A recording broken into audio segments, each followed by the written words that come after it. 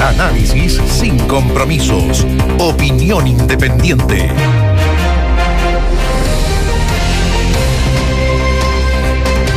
Ayer tarde el presidente de la República, Gabriel Boric, anunció los lineamientos de la reforma previsional que el gobierno pretende que se tramite y despache en el Congreso y quiere que sea rápido.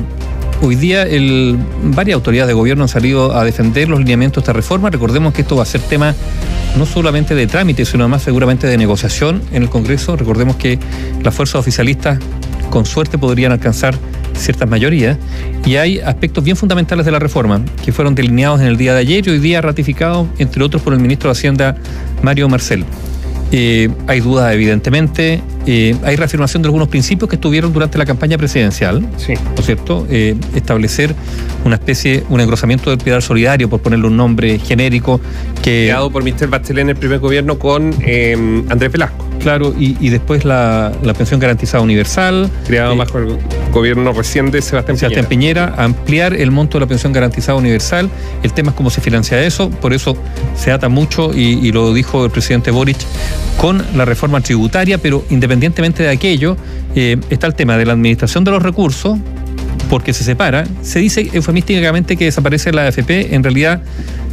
Lo que pasa es que como se conoce, desaparecen, claro, pero se crean instituciones privadas que van a ser las cargadas gestores de inversión. Gestores de inversión. Y para que usted lo entienda y le quede sumamente claro, la relación de todos nosotros como ciudadanos que tenemos nuestras cotizaciones, los que trabajan, etcétera, etcétera, ya no va a ser con la AFP, como se conoce hoy día AFP, que usted toca la puerta de la AFP y a ella le pide respuesta. Ahora va a haber un ente único que es el que paga las pensiones, que es público. Y por eso, de todos los chilenos. Y por eso algunos han planteado dudas, digamos, respecto a que la plata de todas maneras va a pasar por el Estado. El Estado es el agente pagador. Son dos entidades, una que es administrativa, claro, una que es administrativa y que recauda, pero que no ve las plata, y la otra que van a ver las inversiones. Claro, no ven las inversiones, y la otra que tiene directa relación con la administración de ese 6% que no lo podrán tener los gestores de inversión privada. Ahora, el 6% va a ser tema de debate, ya hay oposición en la oposición. Ahora, hoy día el ministro Mario Marcel... Perdón, que el gobierno ha dicho el 6%, claro, va a haber un registro del 6%, que es del 6% del 70% por cada uno, pero no es un pozo, para que usted lo tenga, es un registro de cuánto usted contributiva, porque si bien esto lo pagan las empresas... Teóricamente, esto es de los trabajadores. Porque teóricamente van a decir, mira, tu 70% ha sido tanto y esto es lo que tú estás aportando. Claro. Porque hay que dejar algo sumamente claro, las empresas no tienen una máquina que hace billetes, esto es el trabajo de todos, valga redundancia, trabajadores, que a raíz de eso es donde se saca ese aporte del 6%. Ahora, yo creo que hay algunos aspectos relevantes. Se requiere una reforma de las pensiones. A ver, llevamos 15 años hablando de una reforma de las pensiones. Esa es la verdad. ¿Hay posibilidad de alcanzar acuerdo? Bueno, habrá que verlo. El ministro Mario Marcel dice que no sea un debate ideologizado, pero aquí hay posiciones ideológicas distintas respecto al sistema de pensiones. Eso hay que decirlo. Entonces hay que ver si hay algún tipo de coincidencia o convergencia en un proyecto que sume una mayoría, porque finalmente esa va a ser la tarea del propio Mario Marcel, tratando de convencer a buena parte de los parlamentarios que se sumen a su proyecto, bueno, quizás negociando algunas cosas. Ahora, ¿cuánto puede demorar esto? Esto, mira, ahí hay una buena pregunta. ¿Sabes por qué lo pregunto? Porque el gobierno amarra esto efectivamente a la reforma tributaria. Primero, el gobierno quiere que de inmediato aumenten las pensiones, pero recordemos que la reforma tributaria, como se está planteando, entraría en régimen en 4 años más, y por lo tanto la recaudación de la reforma tributaria en pleno no sería automática. Y por lo tanto... Claro, pero el gobierno ha dicho que inmediatamente aprobar la reforma tributaria se van a hacer esfuerzos para aumentar la PGU a 250.000 pesos, la pensión garantizada universal. El asunto es que eso va a pasar por directamente las cuentas nacionales, digamos, a las platas del país.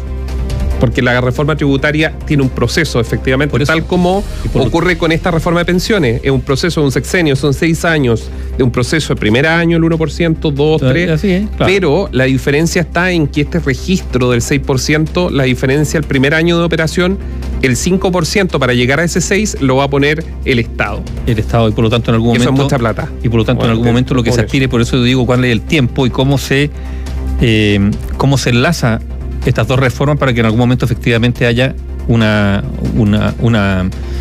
desembolso garantizado, digamos, por parte del Estado en virtud de la reforma tributaria para pagar el aumento de estas pensiones. Ahora, aquí hay algo muy relevante, ¿sí? El gobierno apuesta efectivamente por un sistema que si no es de reparto, se acercan algunos mecanismos al reparto, vale decir, que haya un porcentaje de lo que cada uno cotiza, que vaya a un fondo común. ¿Para qué? Para aumentar las pensiones de quienes menos tienen o que menos han cotizado o que han tenido lagunas gigantescas. También hay que decirlo, o sea, hay una lógica detrás que es de ir por quienes más tributan, si hablamos de tributo, ¿no es cierto? Claro. Hacia quienes menos tienen. Pero ahora, tengo una duda. ¿Una? No, sí, hay varias, pero tengo una duda que es bastante importante. ¿Dónde está el incentivo a la cotización? Bueno, ese es un problema. Se va a simplificar, el ministro lo explicaba, sí. Hay que contarle a nuestros auditores que previo al anuncio del presidente de la República, el gobierno hizo un esfuerzo de explicar, como se llama técnicamente en off, explicar desde el propio ministro algunas directrices de esto.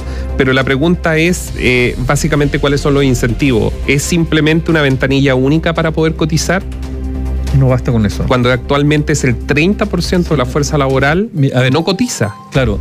A ver, estamos hablando básicamente de quienes trabajan por cuenta propia, ¿no es cierto? Los independientes. No estamos hablando ni siquiera, bueno, y ahí también podríamos incorporar la informalidad, pero si hablamos de las personas que tienen algún tipo de trabajo formal, pero independiente, que no cotizan, o a veces cotizan por el mínimo, muchos de ellos no es que no coticen porque el trámite es muy engorroso, sino porque simplemente apuestan, digamos, a ahorrar y dejar esa plata en sus cuentas personales para después arreglárselas más adelante. Dejando de lado, por lo tanto, toda posibilidad de un componente solidario de su aporte que podría haber a ese fondo. Ahora, ¿cuáles son los incentivos para cotizar? Es una buena pregunta. ¿Es simplemente que el trámite sea fácil? Porque eso es lo que dice el ministro de Hacienda. Yo creo que hoy día va a ser con una institución bancaria que todos la conocen, aquí donde es una especie de ventanilla única y va a ser mucho más fácil, lo cual es bueno, que sea más fácil el proceso, porque actualmente es complejo el sistema. Yo no creo que el 100% de quienes no cotizan es porque encuentran engorroso sistema, sino simplemente porque han optado por no cotizar. Y por lo tanto habrá que buscar cómo se logra que esas personas coticen. Esa es mi primera duda. Mi segunda duda tiene que ver con cómo va a ser el traspaso de los fondos. Si, por ejemplo, la AFP, porque si bien la AFP demostró que podía tener liquidez rápidamente cuando se pagaron los 10%, ¿cómo se va a hacer? Para que usted sepa, son 24 meses. Si esto se aprobara mañana, que no es el caso, pero si se aprobara mañana, pongámonos en ese escenario hipotético, en 24 meses a contar desde ese día se terminan las AFP como las conocemos institucionalmente.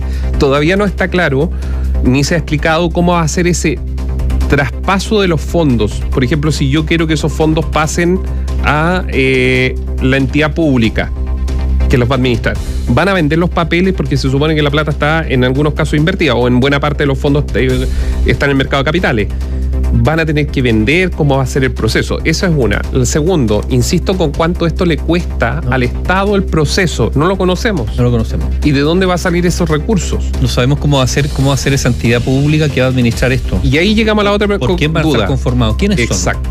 Porque si va a ser el señor Francisco Vidal u otros como estuvieron en el Banco Estado, que uno dice, ¿qué saben ciertas personas de ejercicio? Con todo el respeto que me parece, y nombro a Francisco Vidal porque todo el mundo lo conoce y estuvo en el directorio de Banco Estado, con todo el respeto que él me parece, así como también podría decir Sebastián Sichel, ¿qué de banco saben?